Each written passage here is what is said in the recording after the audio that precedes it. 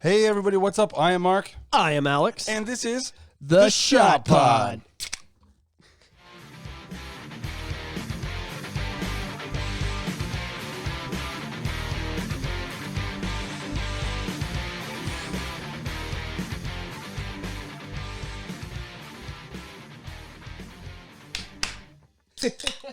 That. All right. That means the Shot Pod has started. Yep. So, people might think there's a different person on this episode than the other ones, but it is Mark. I assure you, that is Mark on the other side. His voice is a little different. My voice is a little different. So we haven't recorded an episode in a few weeks because Alex ended up getting sick the one day, and then I ended up getting legit COVID. Like, and this is the shitty part, is it's not like we had the sniffles. Like, we got fucking nasty COVID. That nasty COVID that's going around that everybody's got. Yeah. So I ended up getting COVID, and it's been a battle. The first 4 days were just a very high fever, and then after the fever, it was just a nasty cough, which I'm still kind of battling, and I'll have to probably edit out some. But yeah, the cough has affected my throat to the point where my voice is a little more hoarse. Every time you cough, or you're about to, I'll just be sitting here waiting to bust out the. Just put that in there, just kind of cover it up, or every time. I was gonna say every time you cough, do the audience laugh. Yeah, get the people to laugh. It's not actually a track. There's 17 people in the room with us right now. Yeah, Laugh, motherfuckers! Do it again. Anyways, so yeah, we had a few weeks. It sucked because I missed it, and I had people bother me. But the good news is that you are so smart with the way you run this fucking thing. The Shot Pod is Mark's baby, if anybody's wondering. It's his fucking, it's his baby, just like that his gaming channel and all that shit. It's all him. He's the mastermind of it. It's not like there's a group of people doing this. It's fucking Mark sets up the topics. It's his equipment. It's all Mark. So he was super. One thing that he did that I haven't even said this to him is he just spread out the way we've released the episodes and the videos, so it didn't seem like we were on a break because we still had content, even though we were fucking sick and miserable and missing this. But yeah, here we are. We're back now. Here, this has been cool. So the other thing we were talking about is that when we did the 90s episode and the 80s episode, we did a 2000s episode.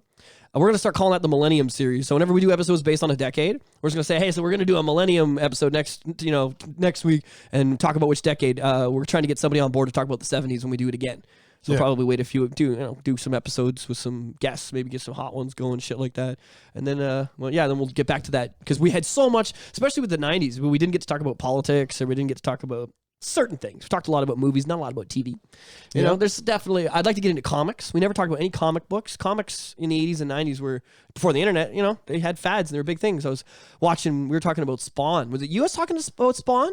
You weren't talking to me about Spawn, but yeah, Spawn was big in the 90s. And I'd love to get into that in a 90s episode, talk about the movie and the influence the comic had. Because it was actually a bunch of Marvel guys that were like, fuck you, Stan, and formed their own company, and that's what Image was. It was like the bad, a bunch of artists and writers from other publishers. IDW, I think, was in the list. DC. They're just like anybody who wasn't happy with their job, mostly Marvel guys, left and started it. So that's an interesting thing to talk about. So we could get into that. But yeah, so we're gonna call those the Millennium Series. And we've been talking lots about guests, so I'm hoping in the next few months we'll be getting guests on for an array of different topics, mental health stuff. I don't know what else. Music, people, food, culinary. We're gonna have culinary. A food episode. Food. Yeah, I can't wait. We're basically what I'm trying to say is that the Shot Pod ball is fucking rolling. We got our creative juices flowing. We got cool ideas for episodes. I've got people messaging me saying, "Are you doing it today? When's the new one?" I listened to episode whatever. Is this one out? And I'm like, "Oh fuck!" Like it's cool. It makes us feel fantastic. Makes me feel good, but I don't get to do anything but come and record. What it should really do is make Mark feel good because it's like I said, this is Mark's baby. It's his equipment. It's his camera. It's his uploading. It's his time. It's his thing, and it's becoming slightly successful, and that's awesome. It's nice. It's a nice feeling when your art is appreciated. I fix a car and it starts after I swap the motor and the customer's happy with me, and it's such a good feeling. Yeah. But it's I went to school and someone taught me how to turn the wrench, and then I went and turned the wrench, and now that person's happy I turned the wrench. It's a very simple process. You know what I mean? It's a really binary. It's very binary. Whereas this is art. This is creative. This is heart and soul. It's like when someone says your band saved my life, or I love this song. This song makes me when I'm sad, I listen to your song, and I know you wrote a song for Tamara, your girl, and that was that like for her to say, "Oh, I love that song that you wrote for me," means so much more than. You did a good job scrubbing that floor last night at work, Mark. You polished the fuck. It's Obviously, so it's so that's what I'm getting at is that we appreciate that you appreciate the. What we're Have doing. you had somebody come up to you to say that you had a song impact them in such a way? I have had the most flattering shit said to me about music stuff. I don't really take praise well. I'm not good at receiving compliments. I'm just not. Oh, that was so good. That's what I do. I'm just like, oh, stop. I'm not that good. And even with something I know, like I know I'm good at fixing cars and I know I'm good at music. Those are the only two things I'm good at. And fucking, I'm pretty good at fucking, I'll be honest. I have no complaints so far. I don't want to experience that side of you.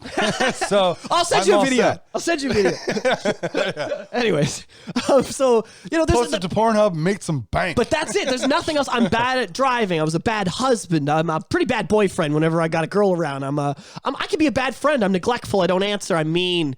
I'm a bad everything. I'm pretty bad at cooking. Horrible cook. I can't fucking heat up a hot dog, bro.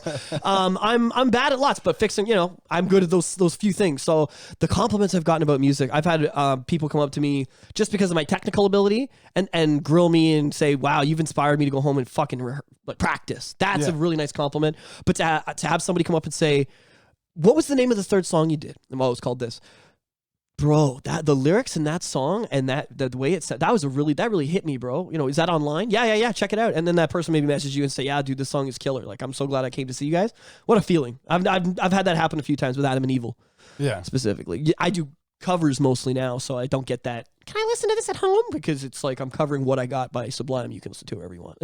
But my version, like people will take video and post it. That is there a better feeling? Nah. Maybe Maybe being on stage and the vibe is just good. Oh yeah. Like I would argue that when it comes to music, excuse me. Oh, I just burped into the mic. I'm Rick Sanchez. Listen, Morty. Oh, we're gonna record this episode and just burp into the mic. You gotta leave some time so I can snip those out. I'm sorry. That was completely inadvertent. The first one I sort of got. But what was I going on about before all of this?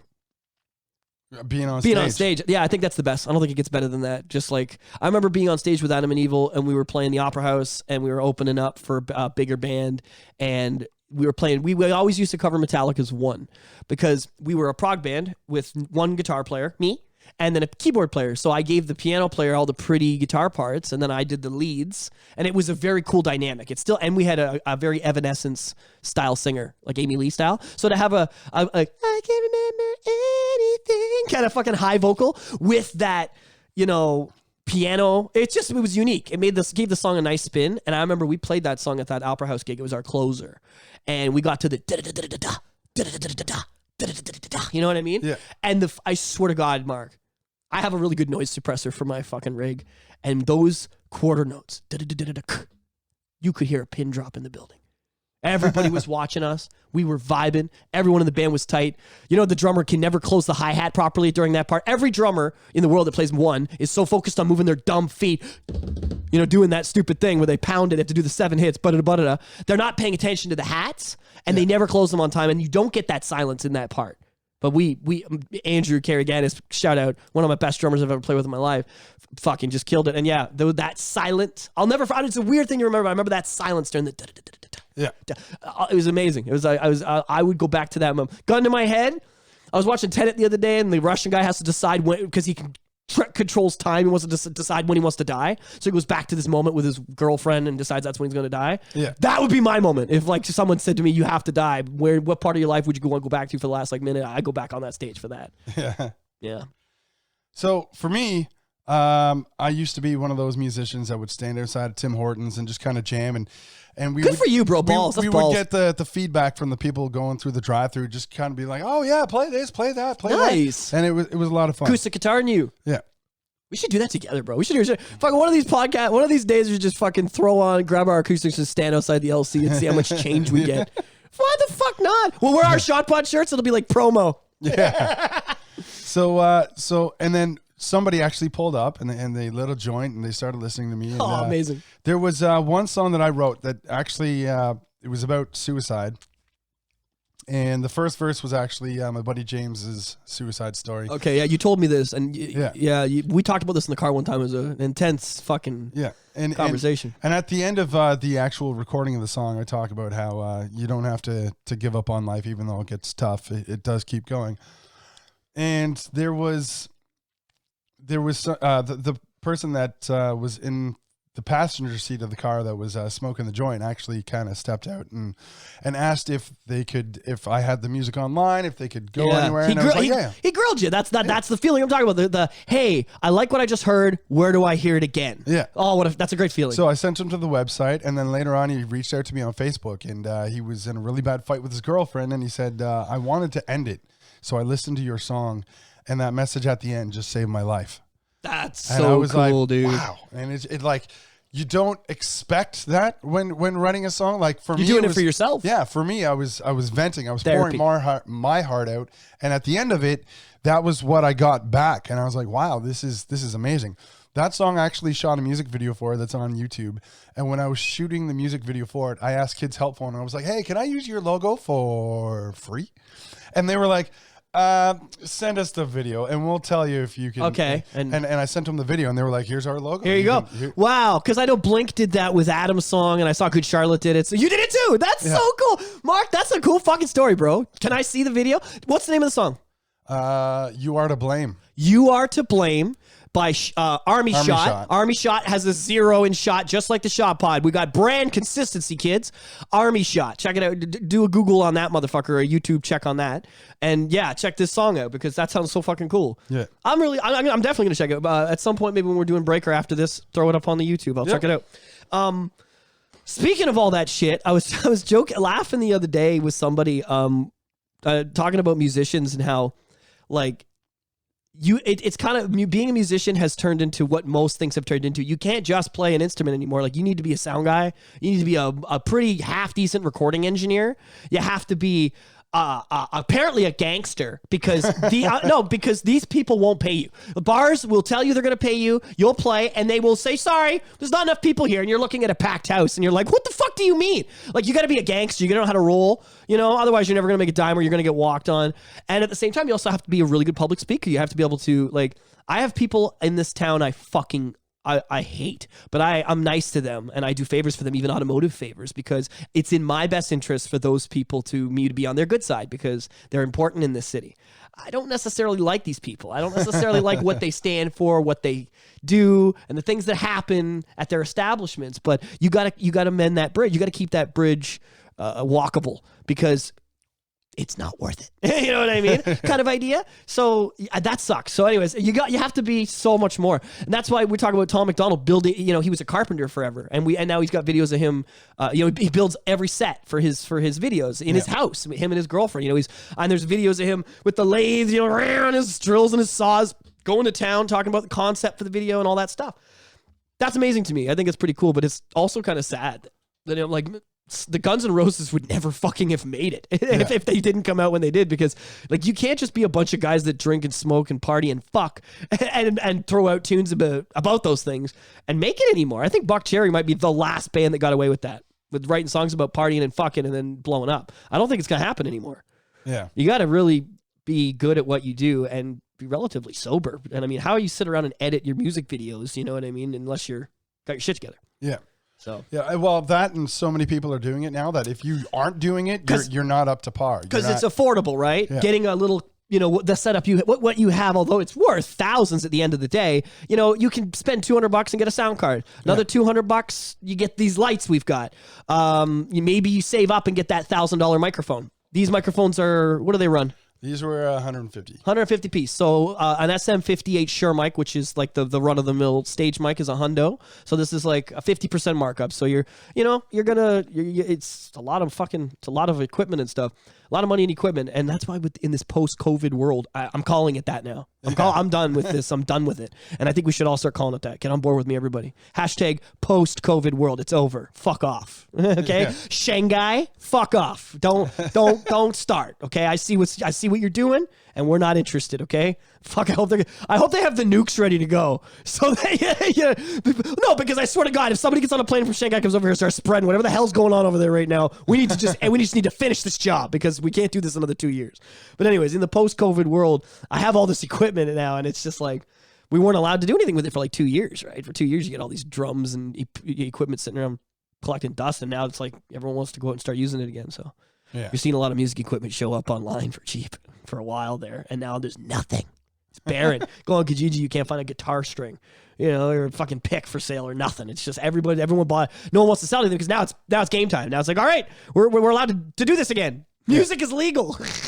I finished reading 1984, so I can go outside now. Yeah. Anyways, while you were sick, and these past like 3 weeks, have you been keeping up with what's going on over in Ukraine, Russia, and all that kind of shit? Because it's like died down so much. They're not. No. Well, yes and no. So, well, I mean, died down in the way that it's not bombarding in my media. Like I'm not getting it on TV, and I don't see it on my phone all the time anymore. It's the bigger thing news wise is everybody's going woke and going broke. So I guess the Obamas on Spotify aren't making enough appearances to support their podcast. That Spotify gave them the boot. Wow. So that's awesome. So that I should try that. You can just make the episodes yourself. We'll see how many times I can get away with that before you're just like, Alex, you're not on the show anymore. Yeah. You can't call in sick 3 weeks in a row. So I mean, Joe Rogan's still getting criticized, but he's still bringing in the numbers. He's still bringing in the money. And so the Obamas, I mean, their crap will probably end up on Spotify, but they just don't have that $25 million deal with Spotify anymore. Okay. And then you also had Disney. They lost their... Oh, yeah. They lost their government, their self-governing status within the Florida government. Really? Yeah.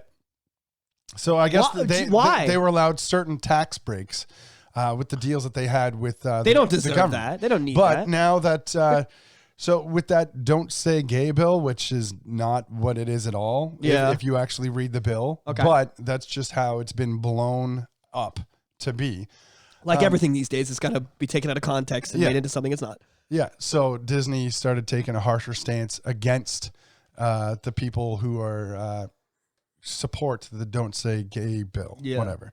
And with that, Governor Ron DeSantis was like, all right, well, we're going to vote away your self-governing status. Nice. And so they did. I feel like this is a step in the right direction. Yeah. I think Disney needs to be controlled. For sure. I mean, for sure. You know, in the Epstein case, a whole bunch of their higher ups, not people we know, just Joe Blows, but bazillionaire Joe Blows that run the company.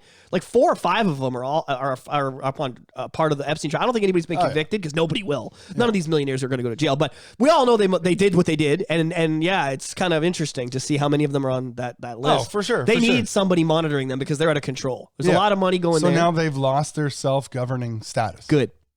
I've been to that Disney World. I went there for my honeymoon. It was fucking awesome, by the way. Like, as much as I love to talk shit about Disney, like I love their content because we talk about Star Wars and shit all in Marvel all the time. And I'll tell anybody go to Florida, go to Disney World. It's one of the greatest experiences you'll ever have in your life. Yeah. You'll never see anything like it. Universal Studios is cool, and I went there too. I've also been to a bunch of I'm a theme park guy, so I've been to a bunch of them. I'm telling you, Disney World it's next level. There's nothing like it's a city, like you said. If you don't know, because a lot of people up here in Canada, I don't know. I feel like when I talk to people, there's like a 20% chance when you talk to a Canadian that they've been to Disney World because it's so far away. Yeah, it's a low number. I imagine if you went to fucking Myrtle Beach, everybody's been there because it's not so far to drive or fly. You know what I mean? So if you haven't been, like, try to go before you die. Like, fly, drive down the 90 for 2 days, whatever you got to do. Go to Florida. I think you'd enjoy more now that they have their Star Wars world. It wasn't there when I went. I was I am pissed about that. But I've seen a lot of what Star Wars world is, and it's very sequels. It's very much based on the sequels. It's all the stories and all the rides are based on Kylo Ren. And I think I'd go and go, fuck, this isn't really that great. I do, and I've seen the map. You know me, I'm obsessed. I've seen the map. I've seen video of all the rides. I've seen video of everything. Have you seen the videos of the stormtroopers? Doing smack? The funny shit, yeah. Oh, man, yeah. But they used to have the army guys do that in the Toy Story section, so that's not a new thing. Yeah. So I'm not surprised. There's one where the kid's swinging a thing, and he goes, "You're no Jedi." Yeah, I love where there was actually somebody, a man who was swinging around the lightsaber, and then you see the stormtrooper swing around his gun. He's like, "If there's one Jedi left, it's not you." Yeah. Props, man. That must be so funny too for like the workers, the guys that work there, you know, because I've got a friend of mine who worked. It's my buddy's girlfriend there, and she worked at Wonderland during the Halloween haunt and stuff, and she just like would love dressing up and scaring the kids and shit, like just like they're her favorite thing to do. Like people that are into that cosplay stuff, like they're really good at it. So like that, if you live down there, how cool would that be to go apply and work? Yeah. At Wonderland for but you're not allowed to break your character either, so like, I'd be fine with that. You know, it'd be a cool way. Did you ever see the video of that? There was a woman who kept like touching on Gaston, and Gaston was like, "No, don't do that." And then she continued to do it, and like while her friend was taking pictures and shit, and then he's like, "Leave." Really? Leave. Wow. And then had security escort her out. That's awesome. You'd think it'd be a dude doing that to the Little Mermaid. But no, it's a girl. That's amazing. I love it. Okay, I'm actually warm now, so I'm gonna pop off my headphones and reveal the Shot Pod sweater to the world. Or the shirt. Once again, thank you, Tamara. Thanks, Tamara, for getting our shirts for us. Okay, I'm done my shameless self-promotion now. All right. We gotta get Shot Pod merch going for sure. I think it's soon. Get some hats for the summer. Some fucking. We got the shirts, but it was a early Christmas present. I was watching the video of us opening that. It's on my broken phone. The one that you're like, just plug it in your computer. You can get shit off it if the screen's dead. Genius. So I pulled the fucking video of getting the shirts from Tamara at Christmas time. We were like, we're so stoked about it. It's so awesome. It's cool that our enthusiasm with the show though is being reciprocated a little bit, which is, you know what I mean, because for the first 10-15 episodes it was just you and I basically having therapy once a week. You know what I mean? And then it's just turned to this. I gotta tell some people that listen though, if you go back to some of the older episodes, like the relationships is number 4, and paranormal. One of my buddies was asking me, have you ever done a paranormal activity episode? I said, fuck yeah, we talked about it for a whole episode, so we should hit another one of those. Yeah, for sure. Check. I think that was episode 6 or 7 was the paranormal stuff. If you want to go back and check that out, I'm just trying to, because I've had people ask me, have you talked about it? And I'm like, yes, it's in the catalog, and I'm just kind of trying to throw it out there. So if anybody else is thinking the same thing, like, hey, I wonder if they've ever talked about girls, or if I wonder if they've ever talked about paranormal, or I wonder if they ever talked about 9/11, or I wonder if they ever talked about conspiracy theories. We have whole episodes based on these things. Something you actually need to do is if you're on the podcast platform, click on the episodes to get the full titles, because in the titles are always long, and they're long because they have all the topics that we cover. The titles of the different topics that we mentioned. We'll say something like Star Wars, 2010, Ukraine, and Jesus in this episode. You know what I mean? Yeah. But that is too many words. Somebody's like, did they ever talk about Jesus? Yeah. You wouldn't know because it's at the end of that rant, right? Yeah. Exactly. So there you go. Now you know.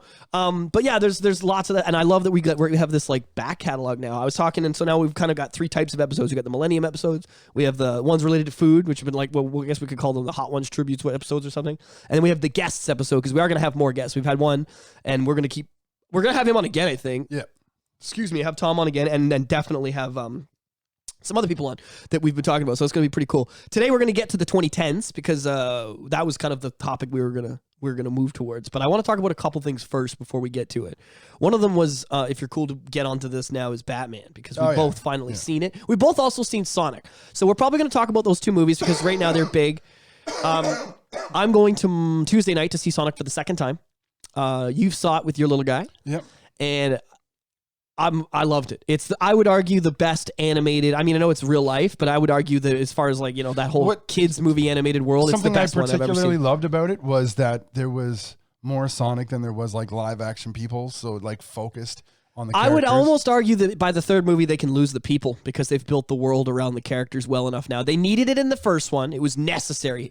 James Marsden and Ben Schwartz, who does Sonic's voice, and was on set to talk to the guys and kind of get that dynamic.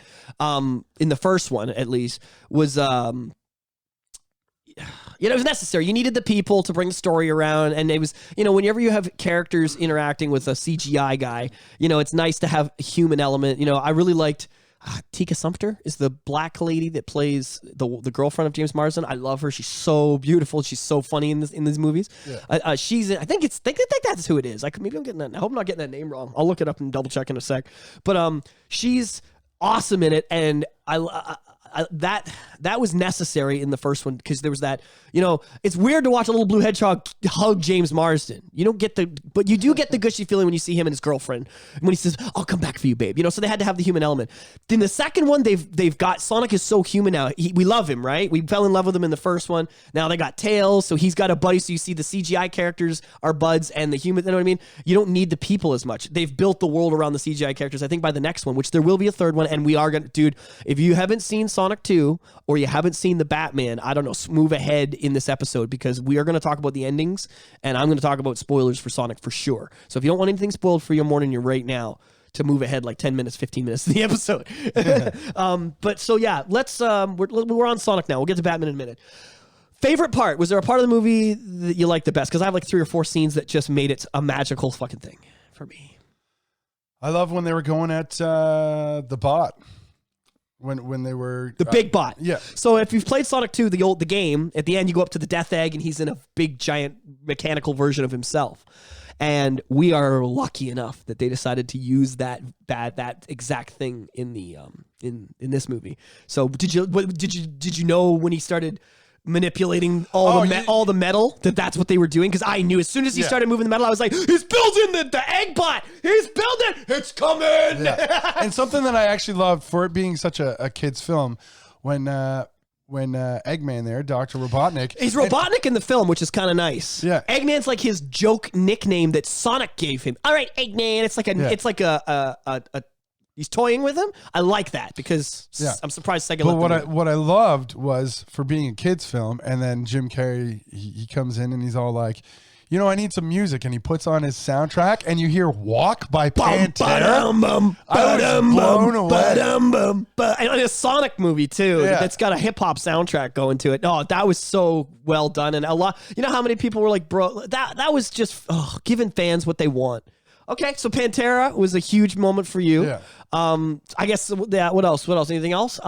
Mine, I'll jump to me and we'll jump back to you. One of my favorites was when he was about to die in the water and he sucked in the bubble. It was genius. Everyone not a lot of people caught it. He did it and I went, like in the game. Yeah. And like 5 people in the theater went, and started laughing, but only after I said that. If I hadn't said it loud enough that people in the theater could probably hear, I don't think anybody would have fucking giggled, because there was a full second or two where I was like this with my hand over my mouth and I went, like in the game. And they all laughed. It was so funny. So that was huge for me. That whole scene with Knuckles. I might cry a little bit here. No, I'm not kidding. Sonic's really important for me. Like, I remember being a little kid and my family was falling apart, and I was sitting there playing Sonic because that's what I would focus on to not focus on shit, So it hits me in a way. It's my franchise. It's mine. It's on my phone. My company's called Supersonic Auto. Like, it's me. I am that fucking little blue motherfucker. I am him. He's had more influence on me than my own father has had on me as a person, and that is a fucking true fact. I'm not even making that up. His attitude and his do the right thing no matter the cost and be cocky and cool about it is been my fucking life mantra since 1991. So anyways, watching this movie for me, there was a scene where he was fighting Knuckles in what looks like the Hidden Palace zone, but it's like a Labyrinth Zone Hidden Palace mashup. Yeah. It's such a beautiful scene, and the Master Emerald's in the background. They showed it in the preview for a half second to give you that, but to see it live. And remember, in the game, you fight Knuckles, in the Hidden Palace with the Master Emerald in the background and all the same shit. And to see it live action, the fight, and Knuckles fucks him up. Like, in the beginning of the movie, they overpowered Knuckles more than the games. In the games, he's not that powerful. You beat him pretty easy. But in the what? No, just the whole, like, in the game, you beat him pretty easy. And so you beat him pretty easy. He takes like 3 hits and he does. The only way he can hurt you is if he buzzes up. Or if he flies and you hit him head on. If you hit him in the back when he flies, he still fucking dies. So he's a bit of a bitch in the game. Not in the fucking show. In the movie, he beats him up at the house real good when he meets him. Then he beats him real good in it's kind of like the Labyrinth Zone looking thing. Yeah. So that was a really cool moment for me too. I got a little teary eyed. I was like, this is cool to see. This is really fucking cool. So I knew going in that Robotnik was going to fool Knuckles and that Knuckles would figure out that he was the bad guy, because that's the story in Sonic 3. Yeah. Which is confusing because this is the Sonic 2 movie. So don't get too confused out there. But I was concerned how they would do it. And I think they did it perfect. It was really well done the way Knuckles started to notice that Dr. Robotnik wasn't there in I certain loved moments. the handshake. Oh, Thanks for listening to The Shot Pod. to hear full episodes, you can find us on Spotify, Apple Podcasts, Google, iHeartRadio. and much more. Please ball kick subscribe. Abuse that little bell to be notified of new content, We'll have a lot more coming. and it's always fun.